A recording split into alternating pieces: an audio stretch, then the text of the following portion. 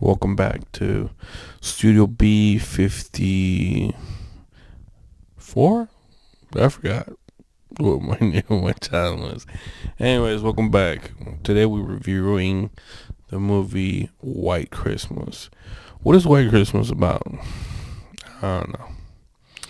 I watched it. I'm like, okay, let's do this. You know, it's December 1st. Let's watch all Christmas movies. And I think I am going to hate this.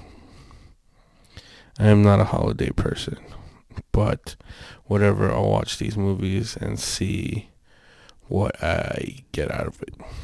You know what? I don't want to trash any movies because it took people time, money, and effort to do these things. So I don't want to shit on their art like that, but not all art is good art, you know? Just like mine, whatever, you know? If you find it funny or whatever, if you find it interesting, cool. If not, then just, click away. I don't get this whole like clicking thing where people like, oh, let's hook them with the beginning of the video. I don't know what we're doing. Just let's get into this review of the what did we take away. Review / takeaway. What was it? This movie to me was just a giant. It was a propaganda film to me. This whole thing, because okay, maybe yeah, a little bit of propaganda, but what I got most of this was know when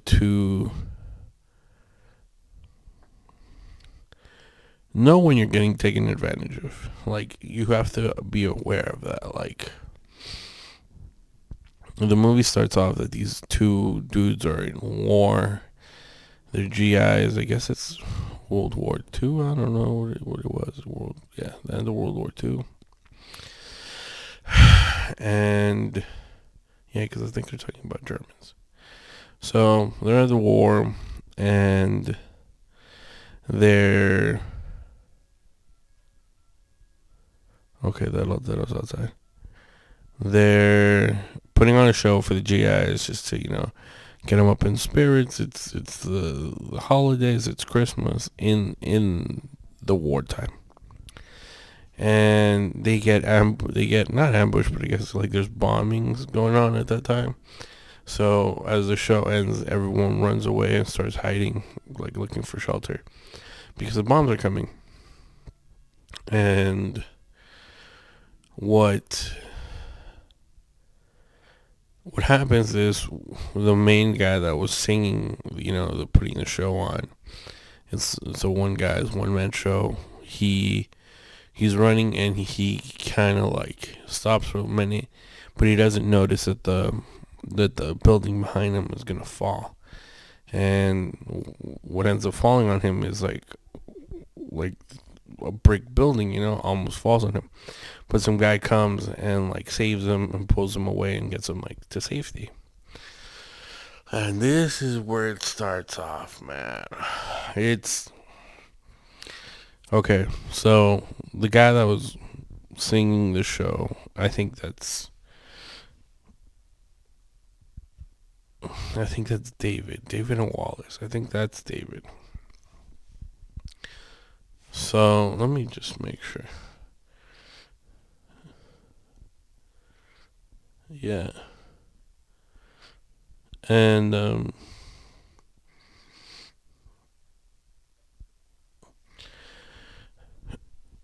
so the Wallace starts, okay, so David goes back into the infirmary, into the whatever, where they have the soldiers, and he tells Wallace, like, thank you, man. I really appreciate you saving my life. If there's anything I can do for you, I'll help you, like, it's just a call away. And Wallace, David was already like a famous guy before he went into the army. So imagine like if Trevor Wallace went into the army and then he got his life saved by some guy, and then that guy was like, well, I know who you are, so let me take advantage of this. And so the Wallace guy, he's like, well, you could do me a favor. I happen to write music, and can you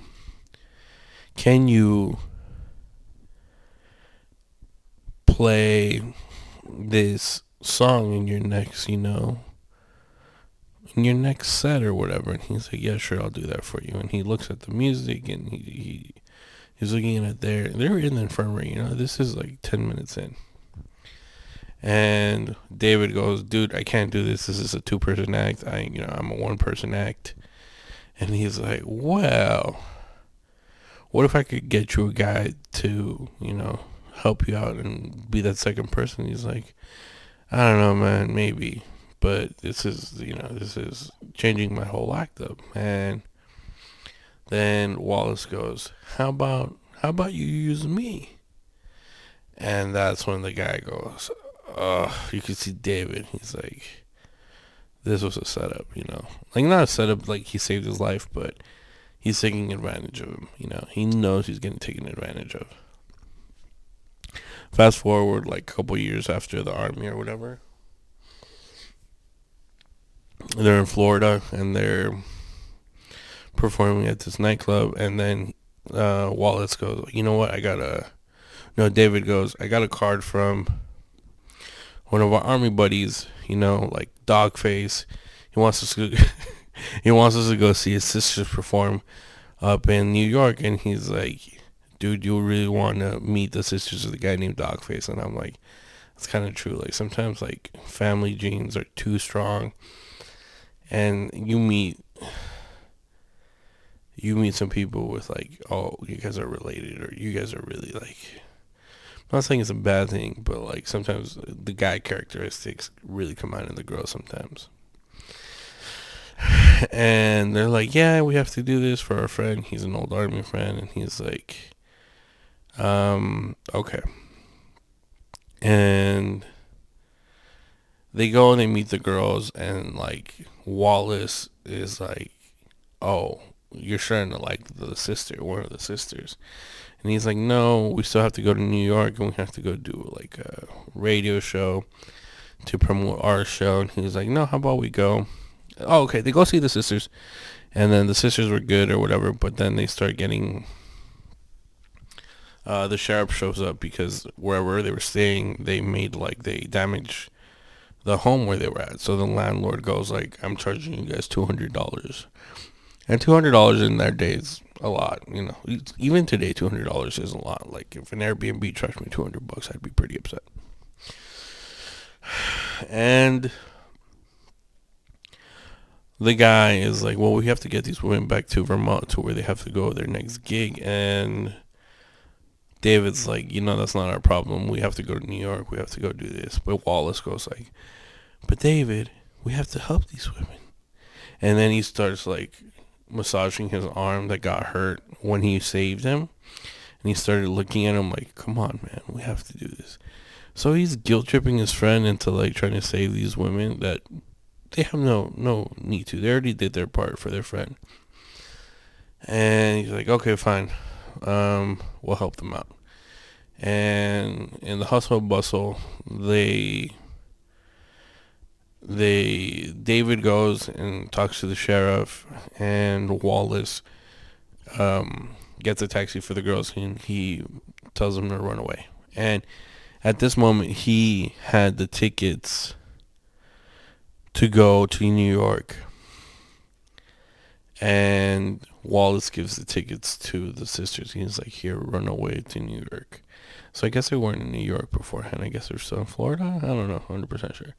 So they're like, okay, well, thank you for that. And he's like, well, is David okay with this? He's like, David insisted I do this. He's like, no, he didn't. He's not. He did not insist this. David wants to also go to New York and promote his show. So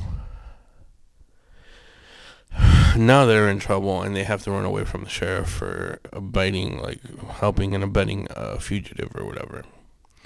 And they get a taxi to the train station, and now they have to run after the train. And they get on the train, and David goes, "Yo, buddy, like, give him the tickets. I saw you get the tickets back in Florida.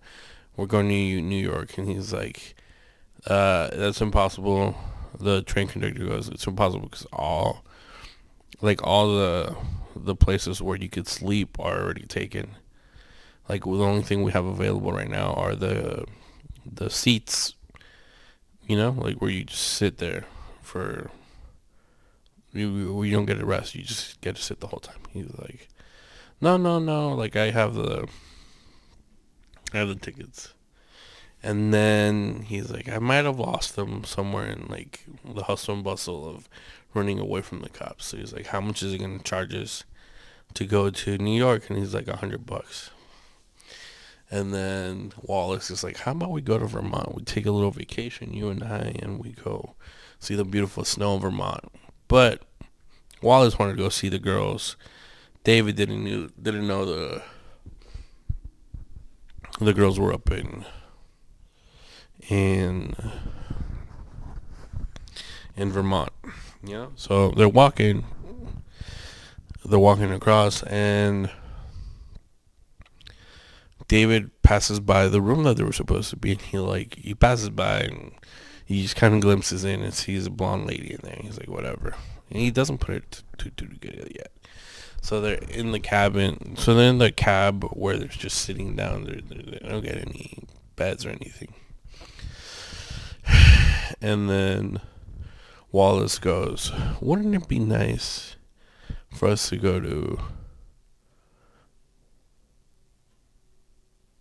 Vermont?" And then David's like, "No, we have to. You already lost us our warm, comfortable beds that we got to sleep in. I don't want to go to Vermont. Like, I just want to get this over with, go to New York, get this advertisement done, and then go home."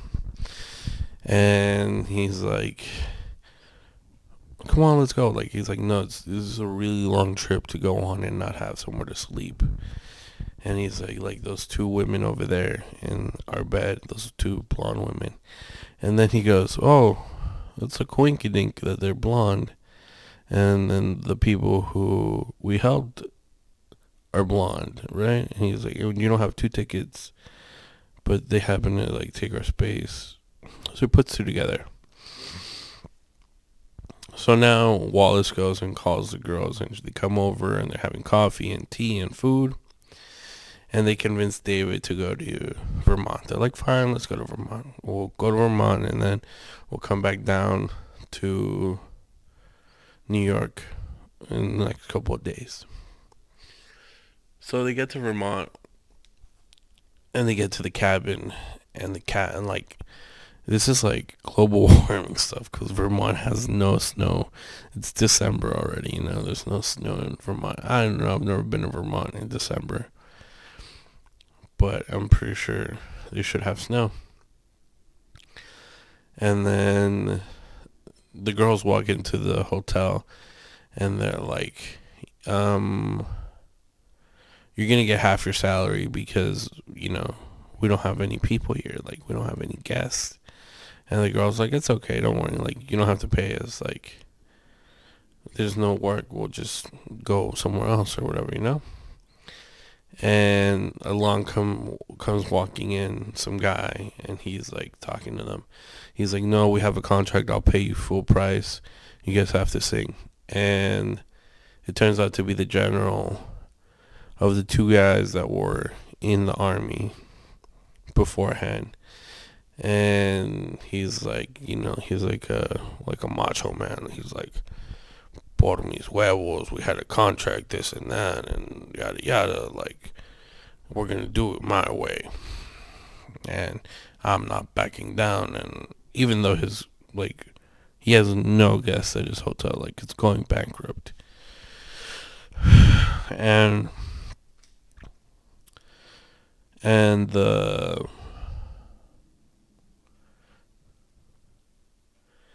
two sisters are like, "Fine, we'll sing or whatever." And then David and Wallace are like, "Man, this sucks, for this guy that he's going bankrupt, that he's losing everything. He's like, yeah. And then one day David's talking to the general. The general's like, yeah, I'm tired of this place. I put in an application to go back into the army and work and either be like a, what's it called? Like a drill sergeant or this and that. And then that day he gets a letter. He's like, yo, you're too old for this, dude. You can't come out and work anymore. Like, just stay where you are. And he's upset, he's like, man, like, what am I gonna do? I don't have this, I don't have that. So what ends up happening is David's like, you know what? We should bring our show here to Vermont and have rehearsals and make a free show for the general. I don't know how that's gonna make him feel better. Don't know. But they do that. And then they go down to New York to get like the word out that they're going to do that. And they get a bunch of dudes to leave their wives on Christmas Day and come up to this cabin, and then they have like the musical. But all this could have been prevented if homeboy David wasn't so guilt trippy about, getting his life saved. So David ends up falling in love with one of the sisters, and then Wallace ends up falling in love with the other sister, as you imagine. But it's just Wallace is a bad friend. That's all you get from this movie, that Wallace is really bad. I get it. He tries to be a good friend and stuff, but you also have to respect your friend's boundaries, like, it's not just what you want.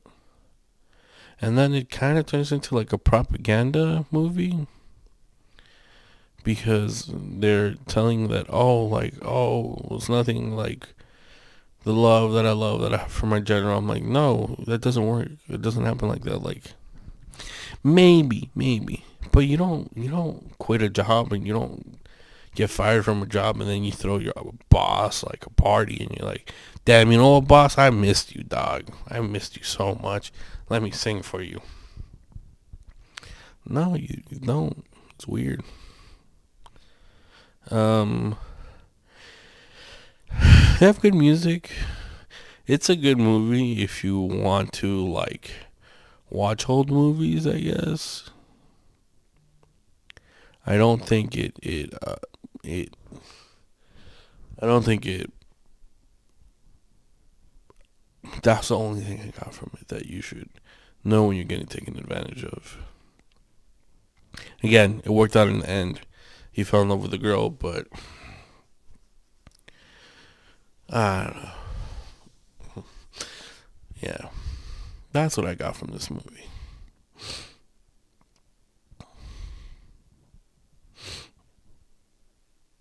Yeah. Okay, well, peace, comment, like, and subscribe. If anyone gets to the end of these videos, please comment potato chip or something, just so I know. If you have any movies that you're interested in me watching, please comment.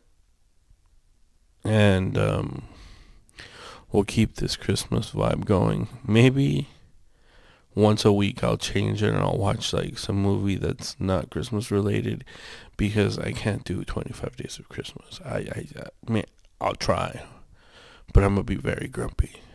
I just, you know what I'm scared of? I'm scared that I'm doing this secretively. My friends don't know that I do this.